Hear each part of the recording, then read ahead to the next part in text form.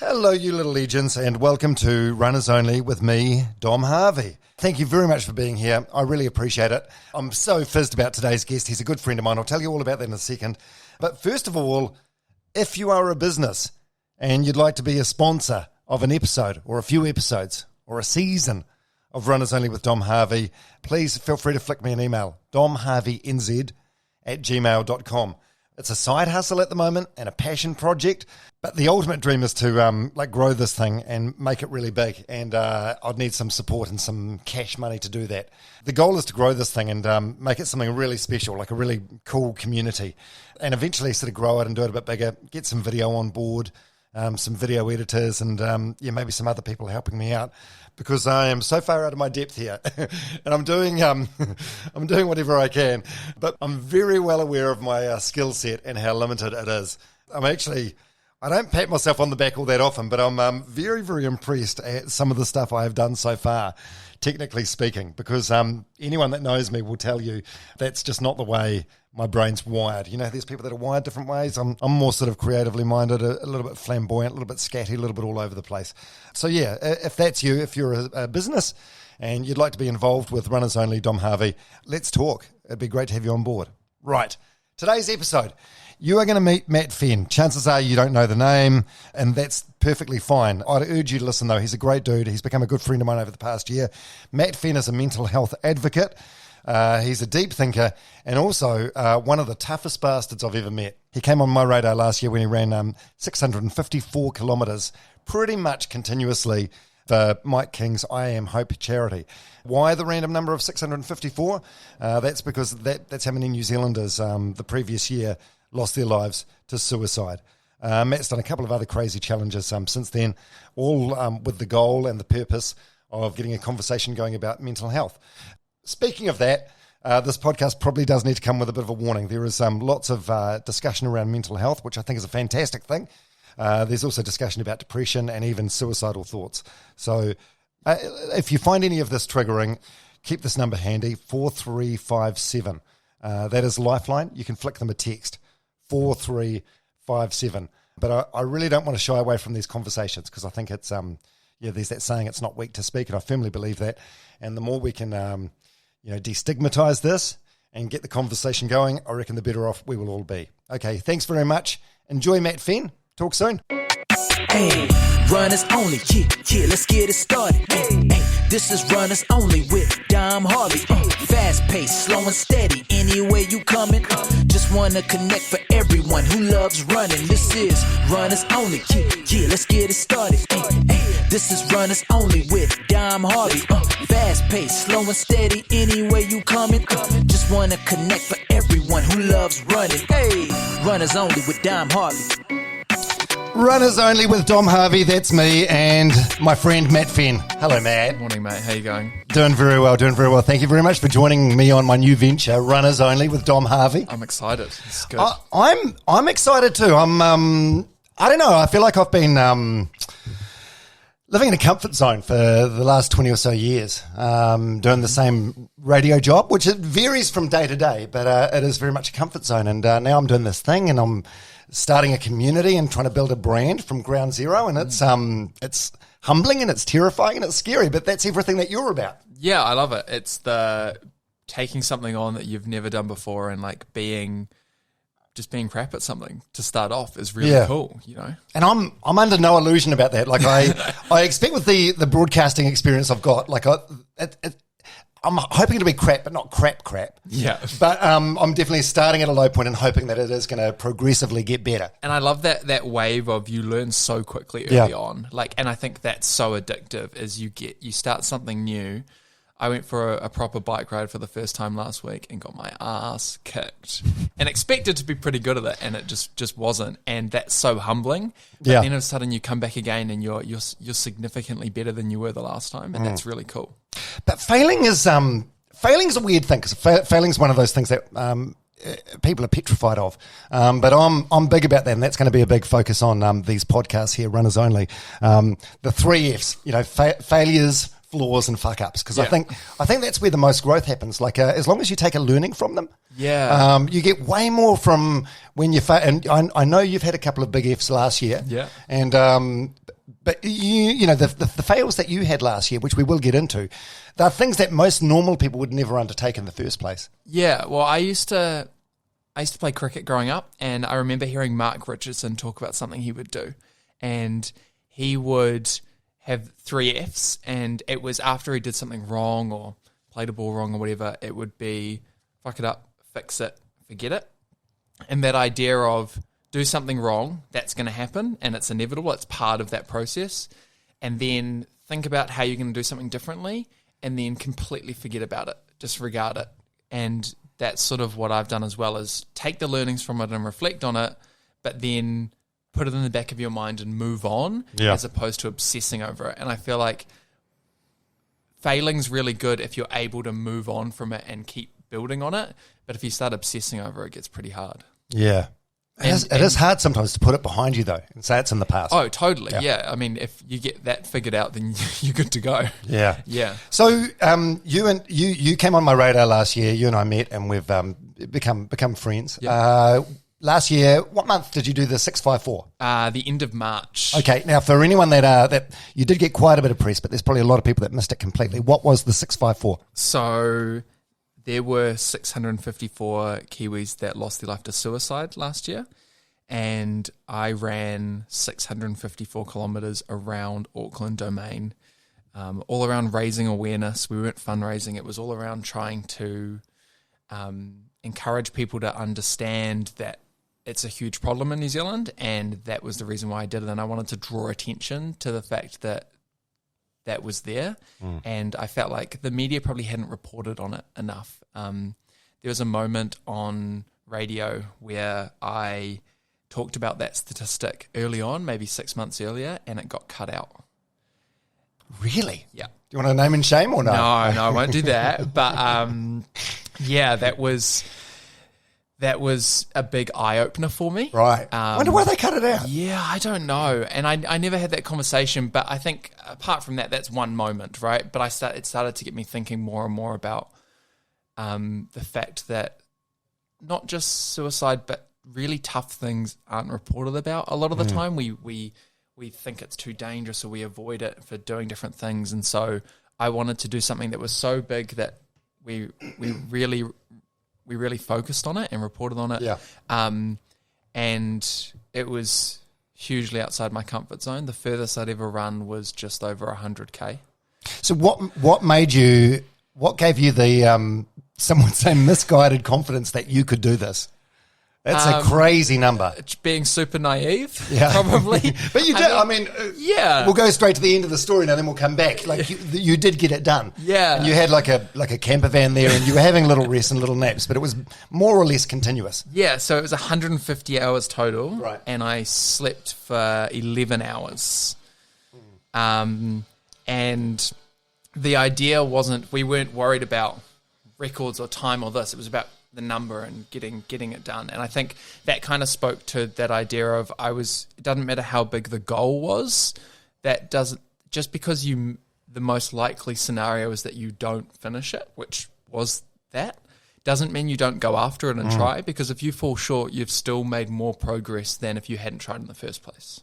And anyone that hears what you're attempting and doubts it, I mean, you know, who's more of a winner, the person that attempts it or the person that says, oh, the guy that is attempting it is never going to do this, he's dreaming. I find it interesting as well, because no matter how many doubts other people have about me doing something, I'm still going to have more of them throughout that whole process. Just that niggly voice in the back of your head. Oh, it's nowhere near in the back as well by the time we get it. So to do 654, the night before, I was having panic attacks and was up all night. I didn't sleep at all night. I was bawling my eyes out in bed, rolling around like distraught and all alone, and very much, and this is carried through most of the things I've done now, is very much felt like I was on an island. So I wasn't lonely, but I was alone. And it's because you feel like you're the only person doing that thing, and you could be surrounded by people who support you and love you, but in that moment, it feels like no one else is in the same boat as you. 100%.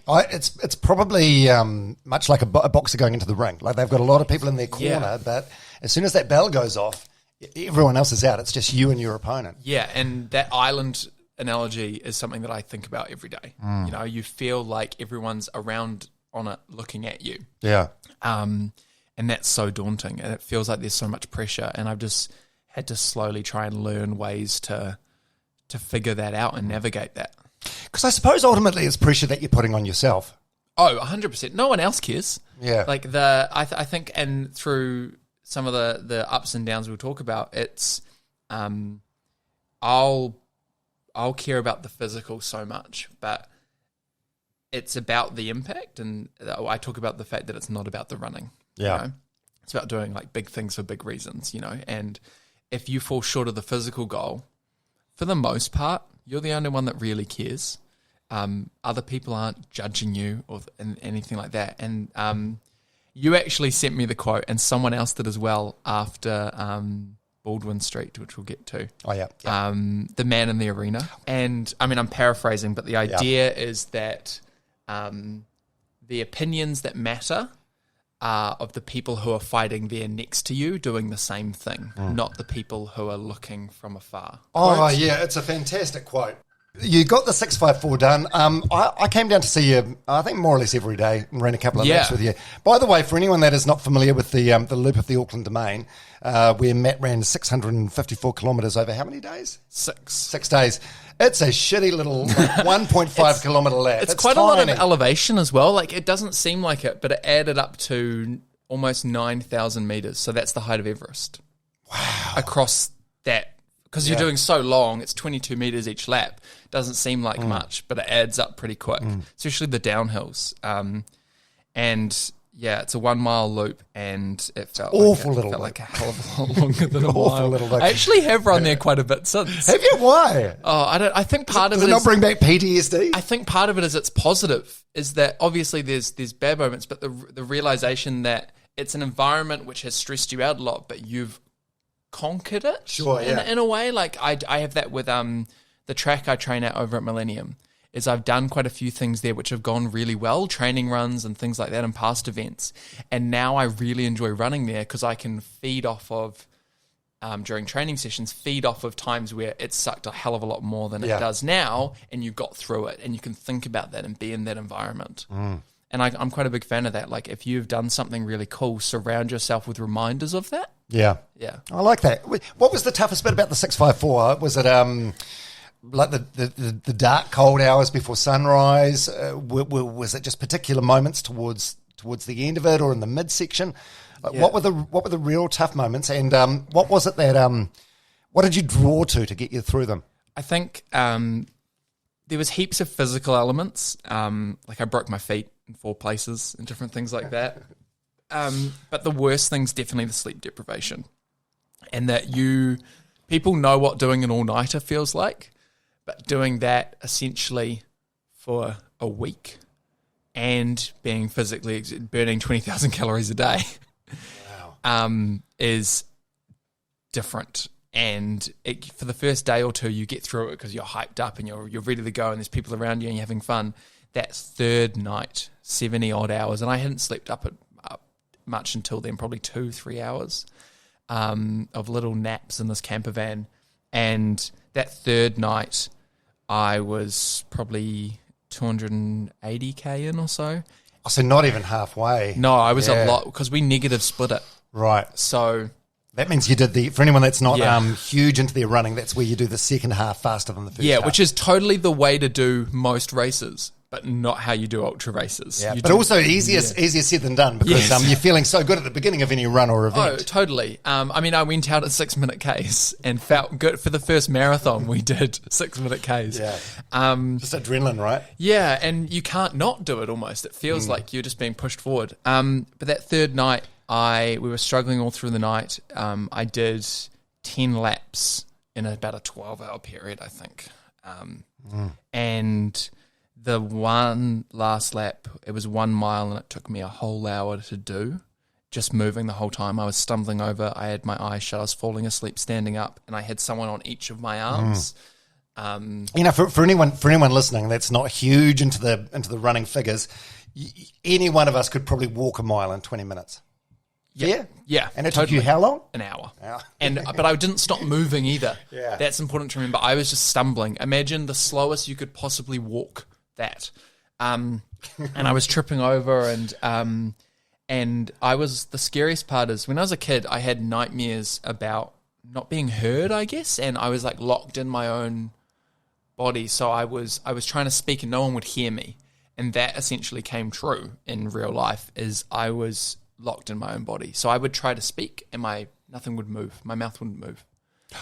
Is that like sleep paralysis? Kind of, yeah. It's a type of paralysis. Your body essentially is trying to shut down as much as it can because it can't actually go to sleep because you're still moving and you just fall over. So it shuts down other systems. Right. And so I'm so ingrained of keeping my feet moving, that's fine, but everything else just switches off.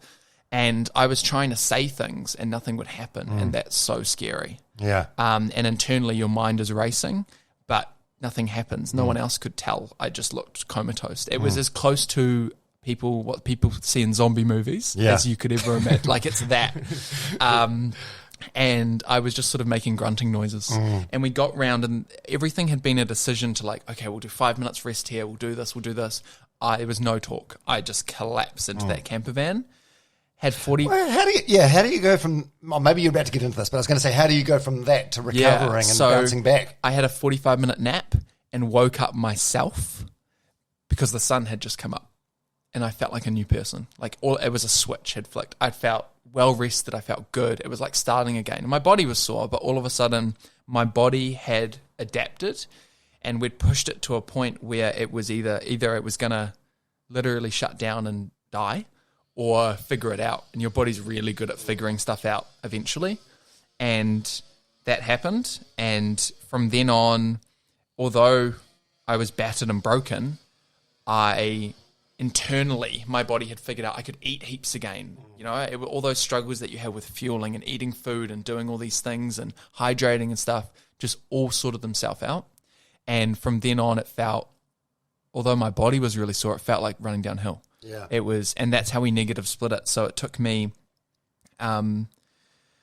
probably a half a day less to do the second half, which is pretty huge. It's remarkable. We joke about the best way to run a 300 plus K ultra marathon is to run one beforehand. But the incredible thing about you though, and we'll get into this with the other two challenges that you attempt and did not complete though, is your body always gives up before your mind, where I think maybe not, I don't know, I'm plucking this figure out of my ass, but I'd say for 90% of the population, their mind will always give up before the body. There's some Navy SEAL stat about that. How when you think you're done, you're only at like 30% or something. Yeah, and I think it varies, and it's just, we can throw numbers out there, but I think it's different for everyone, and it's having a reason why, in that, and I think that it's a learnt skill as well. It's resilience, you know, and I talk about the event is actually the fun bit. When you're 28k into a 30k long run, a long Tamaki drive in the middle of summer, and no one's watching you, no one cares. No one on Strava cares if you've run 28k or 30k, you know, and it doesn't matter. The physical training benefits are tiny in comparison. But if you don't do that extra 2k, when it comes to the event, how can you expect to turn it on when it really matters? You know, I talk about the idea that there's the struggle we choose prepares us for the struggle we don't. And you make those decisions and build up that resilience over time with those small things that add up to when it really matters and the lights are on, it becomes not a decision. It's just you keep going. And throughout all of these events there's never, in my mind, and this is definitely, I don't try this at home, there's a way to go about doing this with an important medical team around you and things like that, of I'm not entertaining the possibility of giving up. That's not a factor in my head. We talk about, and that gets delegated to someone or a team. So you talk about boxing and how people throw in the towel. The boxer doesn't give up. That's how we work, is that it's, I'm going to push myself as far. And if you don't entertain that possibility, it becomes a hell of a lot easier, because there's no, I've got to do this much or I could go home. It's, I'm here for a week better get on with it, and that's the mentality. We should, I should give out a disclaimer at this point. I am a big advocate for how running is so good for your mental and your physical health. What Matt's doing, I think there becomes a point where it's diminishing returns. Yeah, I agree. And I think it's not necessarily wise, and don't try this at home. Yeah, and I think there's, I guess what I come back to with what you've talked about as well, it's the reason, obviously there's physical and mental health benefits from running on a very daily basis, the consistency and it acting as therapy. Sometimes your subconscious goes to work on things you're dealing with or whatever it is, and it's just the chance to escape. Yeah. But there's also this Japanese concept called misogi, and it's actually to do with like a water purification ritual in ancient times. But the idea is they go on this journey and it's incredibly hard, and they do it once a year. And it's sort of translated into modern times of that idea that you do something so hard one day a year that it affects the way you live your life the other 364 days. And that's why ultra running can be so addictive. Right. It's that idea that you push so far beyond what you thought you were capable of and what you normally do that it affects how you go about your other life, the other parts of your life. And I think that's really powerful, and that's what I come back to is these challenges are so intense and so stressful and all that, but then they have a major effect on the way I feel the rest of the year. Yeah, that's really powerful. I like that so much. But for that one day of the year where you do something super challenging, why don't you clean the oven? or a week straight. Yeah. Should we go back to where this all started? Maybe this is a chance for us to compare war stories. Like, because I feel like this is something we sort of connected and bonded over. Because for me, running has been not only fantastic for my physical health, but for my mental health as well. You run for mental health, but I feel like, and I know you've had your own sort of struggles, but you generally do it more for awareness of the entire, for other people rather than yourself.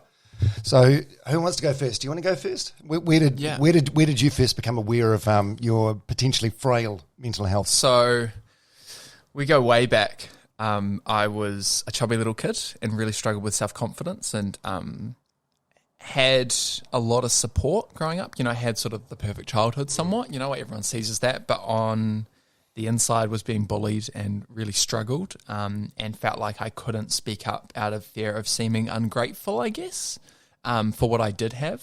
And then because I was at quite a low point then and was really struggling as a kid, I had a growth spurt and shot up all of a sudden when I was 13 years old or 12. And all of a sudden was sporty and good at things, and it was completely different. And that probably went to my head. I went completely the other way, right? You're struggling with self-confidence, but then as a result, you act as a sponge and you draw it all up to go the other way. Sure. And I mean, when you're 13 years old, you don't know that. You're just figuring it out, right? Or not figuring it out and just living life. And so I started playing lots of different sports and then got quite good at cricket and decided to stop playing the other sports and pursue cricket with everything I had. At what age? Like 13, 14? 15, I think, was when I specialised. I got it down to rugby and cricket and then went with cricket. I feel like that's the age you reach a crossroads where you have to sort of pick one. Yeah, or I'm a huge fan of generalisation over specialisation up to quite a late point. Yeah. Like almost 17, 18. Like I know people who are professional athletes in an area and still play a social sport. Yeah. And that's so good, especially when it's an individual, like runners. Yeah. Or triathletes or whoever it is, doing something different is so good. And that's something I've tried to incorporate now as well. And I moved to the UK at 16 to play cricket professionally. Wow. In the county system. It's very young. Who were you like billeted out? I was on my own. I was at college, which was like university structure, but school. Okay. So were you in like a dorm room or something? Yeah, essentially, and was in with a bunch of other athletes at like 16 and just complete freedom. Was expected to be at college quite a bit and wasn't, and was just training all the time and, and I got through okay, but, I was just focused on that and that was the be all and end all and that was everything. And what happened is it became so much of my identity. It wasn't me and I played cricket, I was a cricketer. And when things didn't start going well and it's a team sport, it's political, it's this and that, and I was actually struggling to perform a lot of the time because it was a different environment and I had so much potential, but I felt like I wasn't fulfilling that. It felt like I wasn't enough as a person. And it wasn't even a decision to stop playing after 2 years. It just happened. Like there was no day where I went, I'm not going to play. All of a sudden it was 3 months since I'd done anything. It's untrained. What was it? Did you just fall out of love with cricket, or were you just confused because you were homesick, or what? No, I think it was everything. Yeah. And because it was everything, when something didn't go well, it wasn't I had a bad day at the office. It wasn't that. It was the job, the sport I was playing, the passion, everything. When it didn't go well, it felt like life had ended that day. It was everything. And so I found myself just turned 18 in an apartment in London alone in the middle of winter where it gets dark at 3:00. Oh, it's bleak. And just didn't have anyone. Didn't have had stopped playing. Wasn't earning money. Was just there. Didn't have a chance to come home. Didn't want to tell. I didn't tell anyone I'd stopped playing cricket back home. It was I felt. Why is that? Were you embarrassed? Yeah, exactly. Yeah. I'd gone over to do this huge thing and failed. Had failed at what the goal was, and had failed because I'd given up, or it felt like I'd given up. It didn't feel like I had. It wasn't an external thing. It felt like I'd decided to, and spent 6 months there, just not in a good place, And it wasn't until I was still go to the gym every so often and things like that because it's what I always did, but I wasn't doing anything, Yeah. And was very nocturnal as well because I'd try to stay connected to people in New Zealand because I didn't know that many people in the UK, and would talk to them and stuff and stay up through the night and things. And it was really hard. I was going to that gym and I knew the owners of the gym, and it was quite a small sort of boutique-y gym. And the guys there were really cool. And one of the guys one day, we were sitting there watching YouTube videos because it was quiet, and we were looking at different physical performance elements and stuff like that because I was still a bit of a nerd into all that. And we talked about how if it was possible to run a marathon without training for it. And he didn't think it was, and I thought it was. And he knew me quite well from that point. He knew I was struggling with some stuff. And he went, okay, go do it then. And I was like, not sure. And he encouraged me, and he knew I needed something like that. And the next day I went and did it. And bear in mind, there's a difference between running a marathon, getting through one, and stumbling, walking, crawling every inch to get there. I think it took 7 hours 50 or something. I don't remember. It was a long time, and it was a long time considering I felt like I should be running it and stuff, And I got home that night, and I remember lying in bed, and I started just smiling to myself. And it was the first time I'd had a positive conversation with myself in a year and a half, which was weird. And I realized that. It was like an out-of-body experience. And I realized that it wasn't about me going and doing lots of running.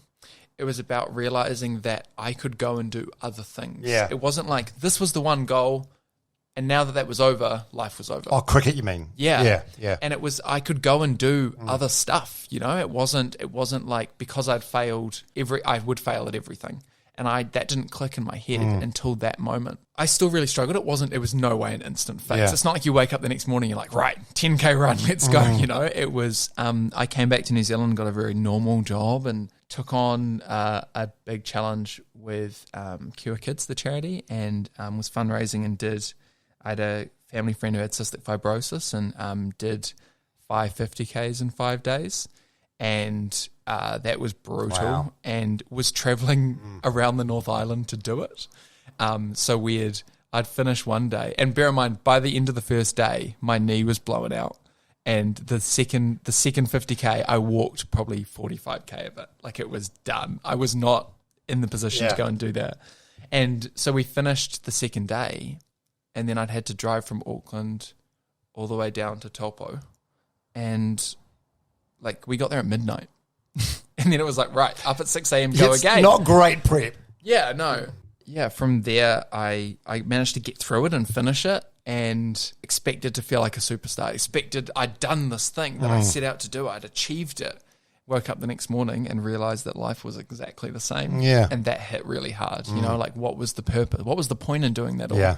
And then really struggled for a while again. You've gone and done this huge thing, and essentially no one cares. because everyone's living their own life. Yeah. Have you been to therapy, or you on any drugs or anything? No. So like I feel like I've been really lucky that I've had, and I'm very wary of this because friends should not be your therapy. But I've had really cool people around me. Yeah. And I think that has meant that I haven't gravitated towards that initially because nothing was acute as well. There was no like big moment where I had to go there. It was always just through things gradually. Yeah, exactly. Yeah. That low level just all the time. And it's something I actually think I need to get into more this year, is unpacking some of that stuff, because everyone's got this trauma that's built up from other things. That's really good. It's one of the things I want to do this year is actually go and talk to someone who's a professional, you know, and it's not that I necessarily need it right now, but unpacking those things sets you up to be in a better position long term and just be a better person a lot of the time. Actually, in a lot of ways, when you don't feel like you need it, when you're not at that rock bottom, I feel like that might be the right time to go and see a therapist. Exactly, yeah. You said something before that sort of resonated with me. You said when you did that marathon in the UK without any training, it's the first time after that you started to speak nicely to yourself. Yeah, like have a positive conversation. Yeah, I was at the beginning of this year, 2022. I was sort of thinking about some goals and New Year's resolutions. Call them what you want. Yeah. And one of them was I just want to be a kinder person. I want to be nice to people. And then there was a situation. I was out on a run, and there was a group of people coming the other way, and they recognised me and stopped me for a photo. And then they said something like, You're exactly what we expected you to be. Like you're really, really nice and friendly. Yeah. And then I walked away, and it got me thinking about it more. And I thought, I am a nice person. I am a kind person. It's just me that I'm hot. I say things to myself, the negative self-talk that I would never tolerate from another human being. Yeah, well, there's that thing about imagine if we were as nice to ourselves as we were to other people. That's good. Yeah, I haven't heard that, but that is. And I mean that idea of, do you remember I sent you a message ages ago? I think I sent it as a voice message, and it was I like the one thing that stands out with what you do as well is you make everyone feel really valued when you meet them, and like. People at 654, when you came along, they said that to me about you, is that idea that when you meet someone, you introduce yourself, you go out of your way to ask some questions and do that. And like that had a bit effect on me, is being really kind to other people, right? And that it has to feed back into your own life. It's really easy to go out during the day and put on this, even if it's genuine, being really nice to other people, and then you get home and you go into yourself again, and then you start beating yourself up. Oh, I should have done this. And that inner critic, right, just goes off. Yeah. And that's just normal. And I think it's understanding that you shouldn't beat yourself up for beating yourself up. Yeah. And that can be really tough as well as, I shouldn't be thinking this, I shouldn't do that. And that sort of carried me through the last year, I think, because the one thing I've made progress on is I've stopped doing what I think I should do and started doing what I actually want to do deep down. From routine stuff to also trying not to beat yourself up for, I should be in this position, I should do this, and that I think that really helps, is writing down what you actually want to do, and what you want to feel like and things like that. That's really good. How old are you now? 23. Yeah, so you're like half my age. If I was sitting down with you and we were the same age, we were both 23, I'd have no clue what you were on about, because I had absolutely no struggles through my 20s, even through probably to my early to mid 30s. And then, so what is you've probably got a better idea of this than what I do, because you know the 654 figure. What is the what is the hotspot for suicide in New Zealand? I know. I don't know if I could answer that with accuracy. Yeah, it's quite young though, isn't it? I know that New Zealand, I'm not sure if it still does, but I know that in the past few years, New Zealand's had the highest youth suicide rate in the developed world. Yeah. Which is just a statistic, and then you realise you compare it to countries New Zealanders think of as really struggling with things like that, like the US. And you realise that we're worse. Yeah. And that's really daunting. And I think a lot of it is, it's that idea of, it's that disconnection. And it's, everyone talks about social media and this and that and things like that, but I think it all comes back to that disconnection from other people and yourself. And you don't, like we talk about that inner critic and that overactive inner critic, and that voice in your head, and it disconnects you from the world. Yeah. One thing that's been huge for me is even through school and cricket and this and that, it was always about time, and I was always playing up sports teams and things like that into a year above and trying to do things quickly. I remember planning out a cricket career of I was going to do this by this age and this by this age, and getting so far ahead as opposed to actually just living your life. And there's this pressure, and I felt like other people were putting that on me for sure. And as a result, and then you start putting it on yourself. And I definitely still do that. But every year I would be like, this is going to be the year that it all happens. You know, this is going to be the year that it all comes together and you change the world and you do all this stuff. It's this German word called Torschlusspanic. And they have this great way of describing huge concepts with singular words, which we can't do. And it translates to gate shut panic. And it's that idea that life is passing you by and doors are closing in front of you as you're getting older, and you should have done this and you should be doing this, which I know when someone told me that word for the first time, I was like, oh my God, I feel that. It's why I don't like birthdays anymore. Like your birthday, when you're a kid, it's this happy time, and then you start to get a little bit older and you're like, it's another year and I should have done this, you know, and I should have. A life slipping you by, sort of thing. Exactly. And like that, those doors are closing, and like I should have, you start comparing yourself to other people's paths. And I think this is the first year in my life where I've actually accepted that actually it's all good, and like you're doing your own journey. And I think a lot of that is we're in that system of you go to school and then you go to university and you get a job and you do this and you buy a house and you do all those things. And that's great if that's what you want. But I feel like a lot of people go through that system and that pathway, and they don't stop to go like, do I actually want this? Or is that what society's telling you that you should have or you need to have? People say about why like people who have really struggled with different things end up doing big things. And I think part of the reason for that is that you're forced to reassess your entire life, and it forces you to eventually decide what you really want to do. I think COVID did that for a lot of people, is that it's not an individualized trauma element or it's anything like that, but everyone was forced to go, what am I doing? You know, like everything stopped. Yeah. And I know that was like that for me, and that's how I got into doing like this run and this challenges and stuff, right? Is I needed to do something. I was like, what do I actually want to do? You know? Yeah. For me, I think there was like a bunch of moments. So it was like what you're talking about, where you reevaluate your life. I had this tumour removed, which left me unable to have kids. And then me and my wife at the time, JJ, we undertook like 6 or 7 years of IVF and fertility treatment.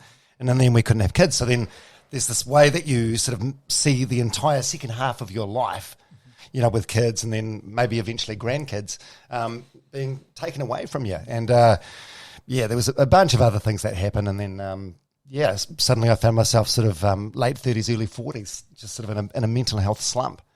There were points where I even felt, I thought maybe I should take my own life. I don't want to be flippant about it, but it's like I never came up with a suicide plan or anything. But there's times where you'd look at a belt or something and think, oh yeah, that could be an implement. Yeah. And then that really scared me when I had those thoughts. It terrified me. And they were just like fleeting thoughts that would come and go. Yeah. Then I went to see a therapist, and she said in a hushed voice, she said, "Have you ever thought about suicide?" And I explained to her what I just explained to you about the belt and stuff.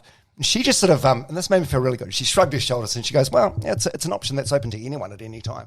Yeah. And that made me feel really good. It made me feel a bit more normal removing the taboo from it. It's normal to think about at some stage.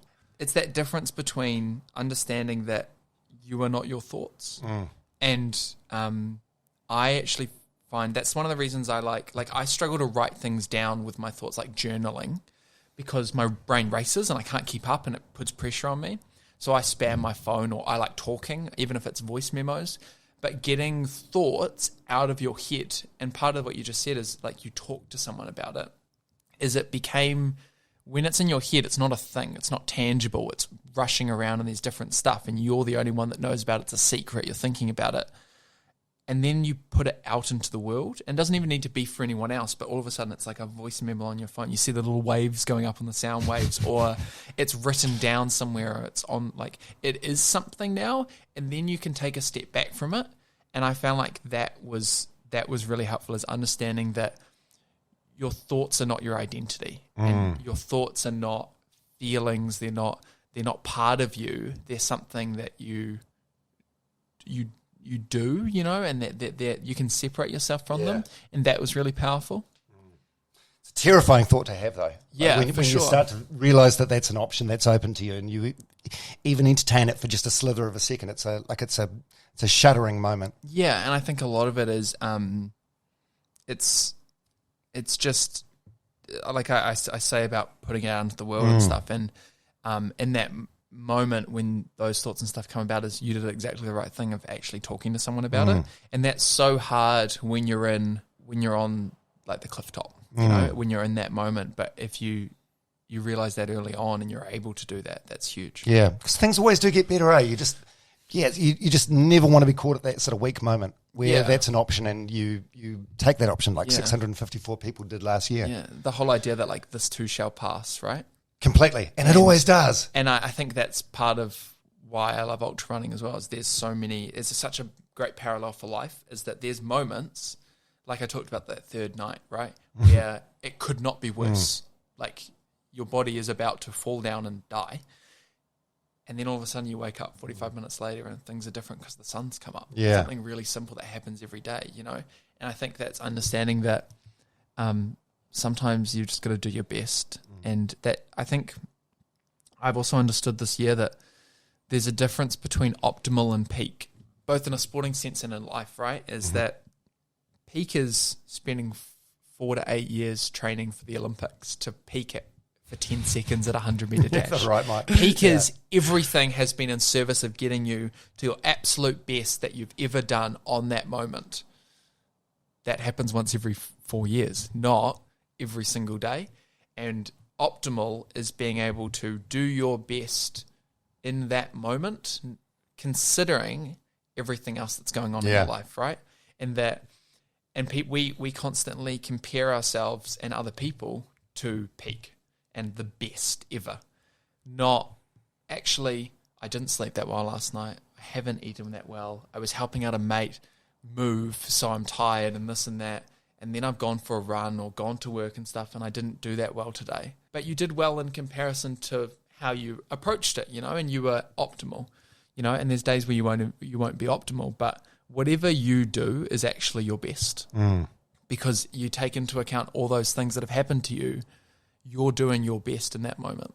And I think that's like a big, powerful thought and feeling, to realize that you're capable of that and you don't have to compare yourself to that big thing. Yeah, well, there is that saying that comparison is the theft of joy, which is really, really good. But also if you're an overachiever, it's hard not to be hard on yourself. Oh, totally. You know what I mean? And I mean, like, there's moments where that's really good. Yeah. And I think it's just that balance and that no one knows the right answer. I think it's really comforting. I find it really comforting that no one actually has any clue what they're doing.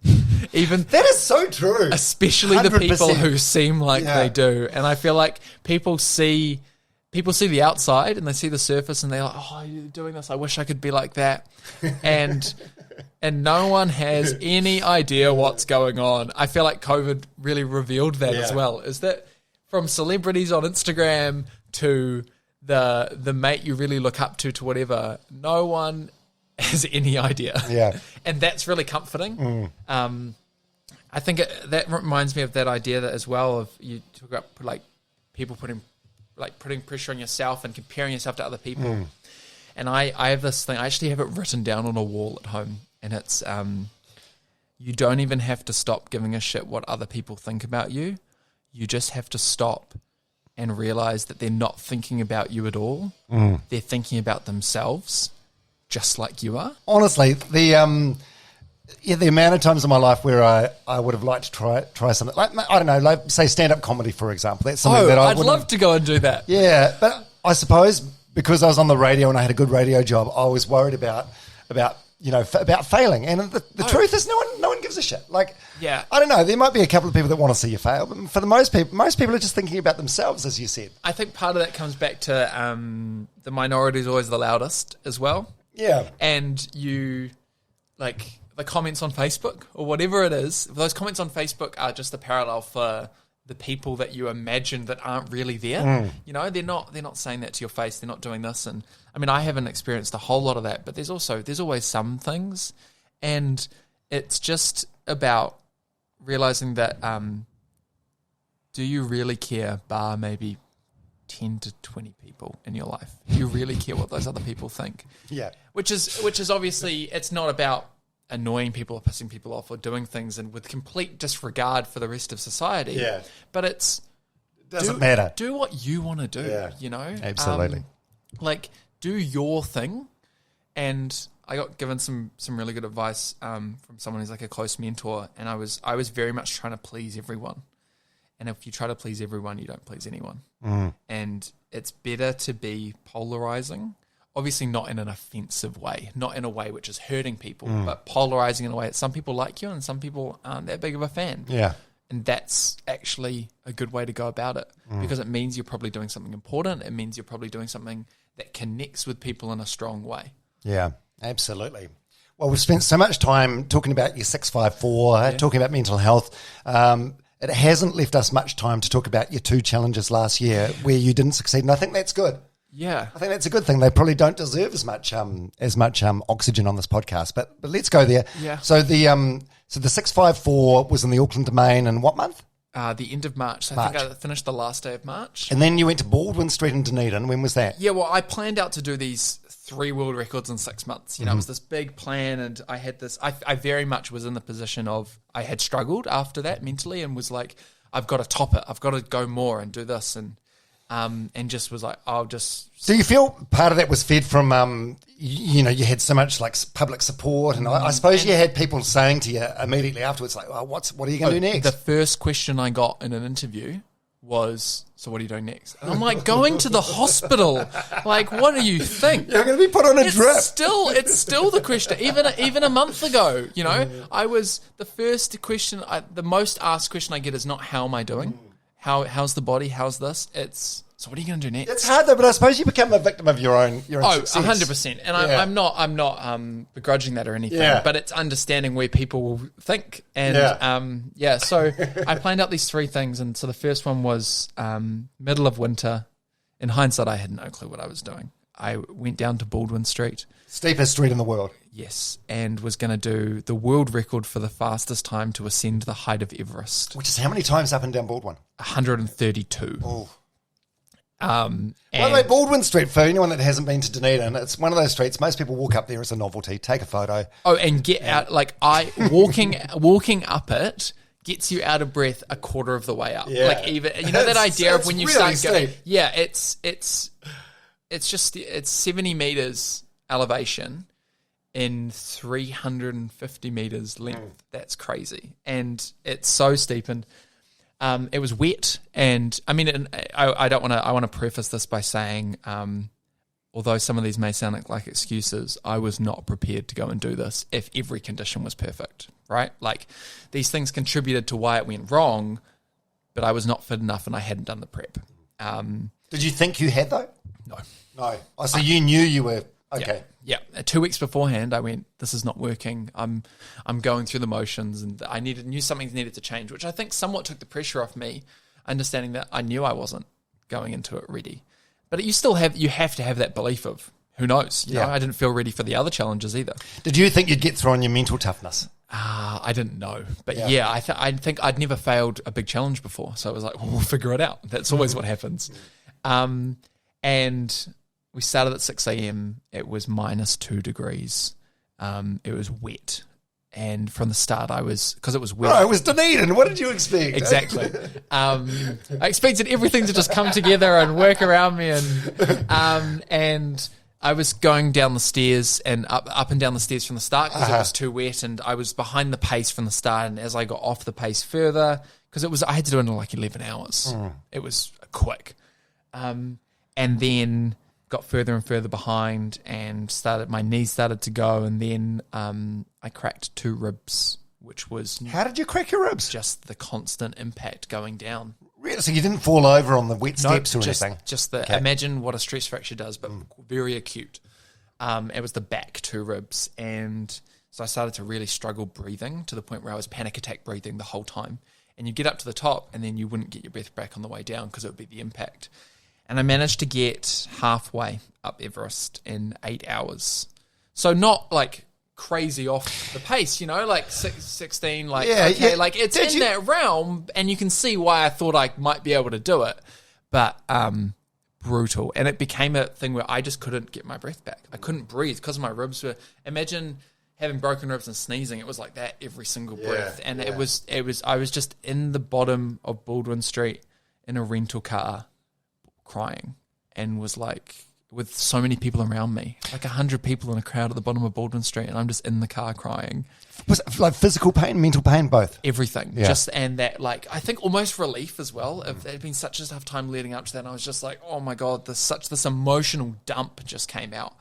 And I asked my phone, I needed to write things that I would change if I did it again.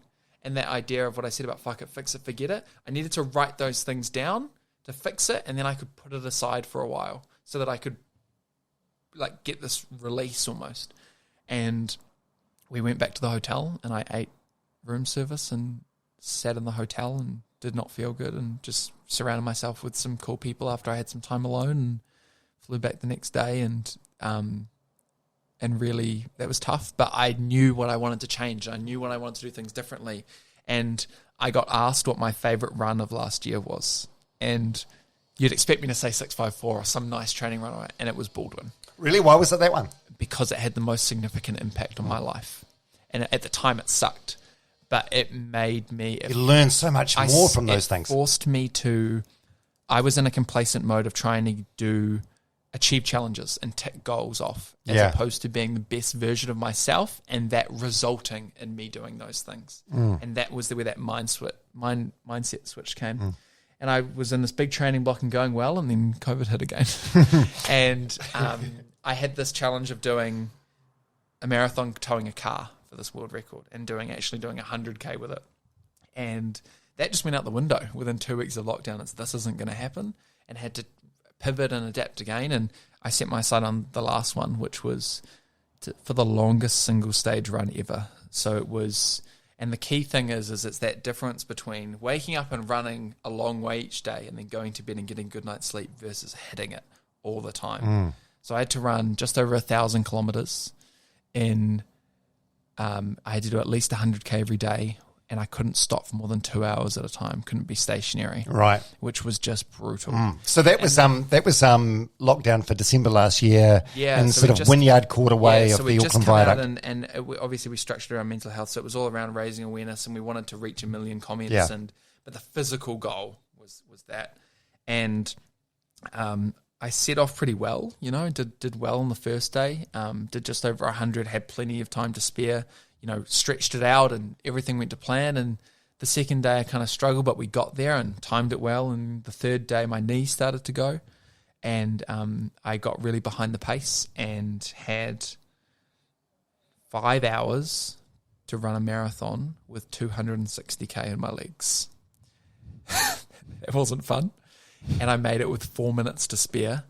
And my feet were in agony as well from the throbbing. And that was probably the hardest physical thing I've ever done. And I got there with 4 minutes to spare and just collapsed in the middle of Karanga Plaza in Wynyard Quarter with the city behind me. And there's this video of me just hitting the floor and panicky crying, just this emotional dump, right? And then I had to find a way of picking myself up after that, and we're going again within 2 hours, and that's so hard. There's no big time. There's no let's get dinner. There's no... Could you not... Part of me thinks, after the Baldwin Street thing where you were going for the record, like in Baldwin Street, maybe if you slowed it down, you could have got it done, the height of Everest without the record. Could you not have pivoted at this point and go, okay, well, we'll keep going, but we won't worry about the world record aspect? I think that's something that's really easy to do in hindsight. Yeah. I totally agree. But in that moment, you've got to back yourself, and that... Does this come back to what you were saying before about how no is not an option? Or and I think you'd never achieve the actual goal if you ever entertained that possibility, right? It becomes a point where it's not a decision. And so I kept going, and I managed to get through. I managed to make the next day, and then because essentially there's that 100K cutoff, right? And you're battling that every day, which is so draining. Which 100K, if you want to go and do it each day, for a lot of runners, especially ultra runners, is like, it's huge, but like, it's possible, you know. It's doable. I mean, It's recently we've had Emma Timms run the length of New Zealand with a smashed the record doing 100K a day for 21 days. But let's not downplay it. Like, 100K a day for anybody, just for one day, 100%. phenomenal. And it's just that constant hitting it and not getting that break. I would have killed to just go to bed for 8 hours. Like, please. So what happened was I made it at 8 p.m. and we got through that.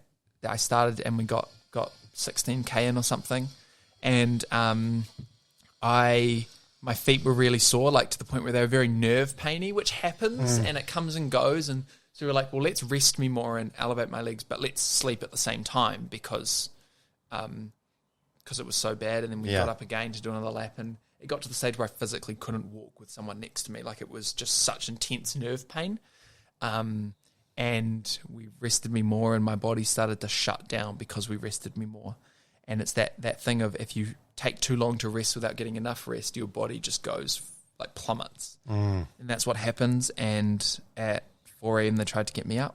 Didn't work. I basically they got me into a chair and like fed me a hash brown and stuff, and I was aware of everything going on around me, but was still basically comatose. And they tried to get me up and get me like moving, and the team did great. I started to seize in the chair, so my heart rate would go from 60 to 160 to 60 to 160, and my body started fitting. And it's that difference of, we sort of tried to get me out of it and stuff, and it got to the stage where it was like, no, it's time. Like, my body's saying no. No more. It's not me giving up. It's not anything. It's not, you're not coming back from this now. This is going to get worse. And so we made the decision to call it and call an ambulance. Bear in mind, I'm totally aware of everything going around me, but can't do anything. I'm locked in my body again. I'm just here, you know. And I was in and out of consciousness as they took me to the hospital. It was probably a few hours later. And so I'd had a seizure, very different to like an epileptic seizure where it's brought on by that external. This was brought on by extreme sleep deprivation. And what they said is, in hindsight, is actually it had only been 7 months since I'd done 6 days of sleep deprivation, and that my body had sort of remembered that. And instead of adapting this time, it went no, right? Whereas last time, that similar feeling, my body flicked a switch and came right, whereas this time it didn't do that. It's funny, because you think it'd be the opposite, and your body would go, oh, okay, we've been here before. Exactly. I think it's just as that they suggested is actually taking a year to do that, not 7 months. Okay. That's a big difference, and your body will be able to do something like that again, but taking the time and recovering. And I think in hindsight, I didn't know that, and now I know that, so I can do things differently in future and just learn from it. But yeah, I managed to get 421 kilometers in, which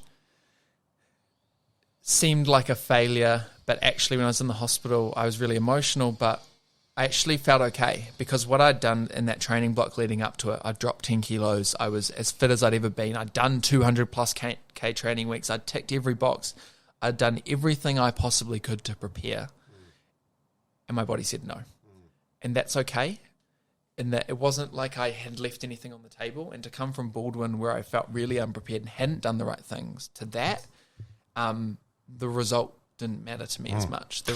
And can I just say, you should always feel okay about these things, because it's like they're not simple tasks that you're undertaking. They are big challenges, with big challenge comes big rewards, but also big risk. Well, it's like, imagine if I'd set out to run 400K. That's still amazing. Yeah. And I would have done it, but I still would have had, 20 odd K in the tank, probably more, because I would have known that and paced it differently. And I would much rather push my body to the limit and find out where that limit is at that moment.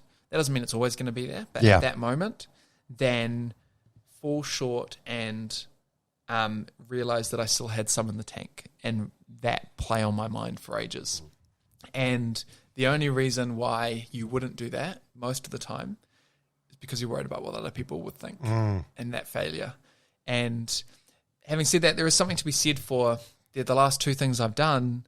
I haven't managed to tick off the physical goal I wanted to. And so that can be really draining. And so it's going and finding wins of things you can actually tick off. You set out this exact goal and you do it. And that's something I've tried to surround myself with more recently, is still pushing myself, but understanding that I can do this again, and going and doing runs where it's a hard session or whatever it is, but I can do it and get through it and build up those wins again, because it can be really draining on that self-confidence. You start to doubt. You go the other way from that complacency. I did 3 in a row where I ticked off and did everything I wanted to, and then I had 2 where I didn't do that. Yeah. And it comes in stages. Yeah. So what about 2022? Here we are in the first quarter of the year. You want to do anything this year? You're going to do anything this year? Yeah. Well, I mean, I've said like I need a break, and I definitely feel like it's helped. I think.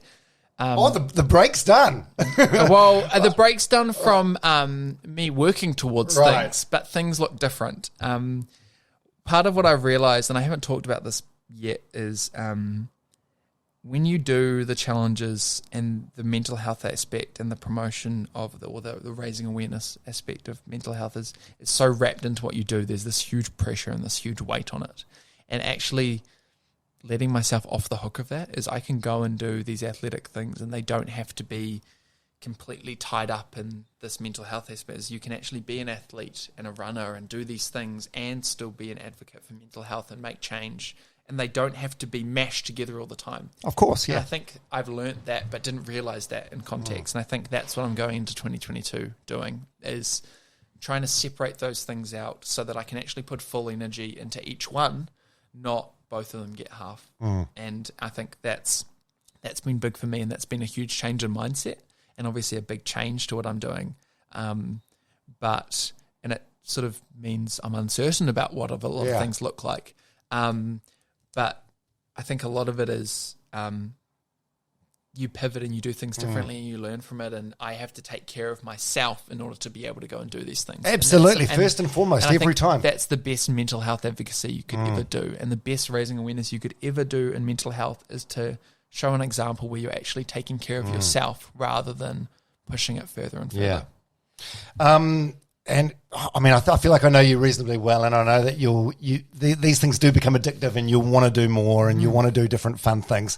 But I also feel like you've already done enough that if you turn up to an event or you turn up to something, you are going to be Matt Fenn, mental health advocate. Yeah, I think that's a title that you've earned for yourself with what you've done and what you've attempted. Yeah, and I think a lot of it is it feels hard at times because it almost feels like there's self-promotion involved, and that feels a bit icky to me. I've never wanted to be an influencer or anything like that. I think part of it is it gets tied up in that because all I want to do is create a platform where I'm able to keep doing these things and keep making that difference.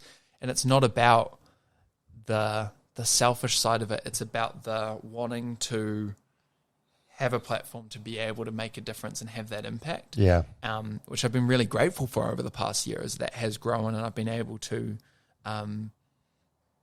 people have sort of let me in their lives in some ways, to talk about these things and stuff like that, which has been huge and something I definitely don't take for granted, and has been, I sort of almost feel a responsibility now, not necessarily to go and do all these things, but when you start talking about these things, it's almost with great power comes great responsibility of, right? You have some of that platform and you need to continue to use it in the right way. Yeah. But I'm pleased you're looking after yourself first, because that's the most important thing. Yeah, for sure. But in saying that, I do look forward to seeing what's next as well, because I don't know where these challenges stem from, but I love the wackiness of them. Oh, they brain dumps and brainstorms. We talked about how the end of year run came from, I literally typed into Google, how far is it to the moon? And that's like 380,000 Ks. 350,000. Like, that's a lifetime running goal, like I'm going to do this distance. Yeah. And, but it's just, that's the ideology, and they come from all sorts of different things, questions people ask you to this and that. And I really love that. As when I was a kid, I wanted to, before cricket and everything, I thought about, I want to be creative and I want to come up with ideas for things. I've thought about advertising, all these different things. And then I switched to like that elite sport, and I've realized that somehow those two things have sort of mashed together into what I do now. And that it's that idea, and that how can we engage people and make a difference and be positive impact, but also high performance sport and combining those two things together. Yeah.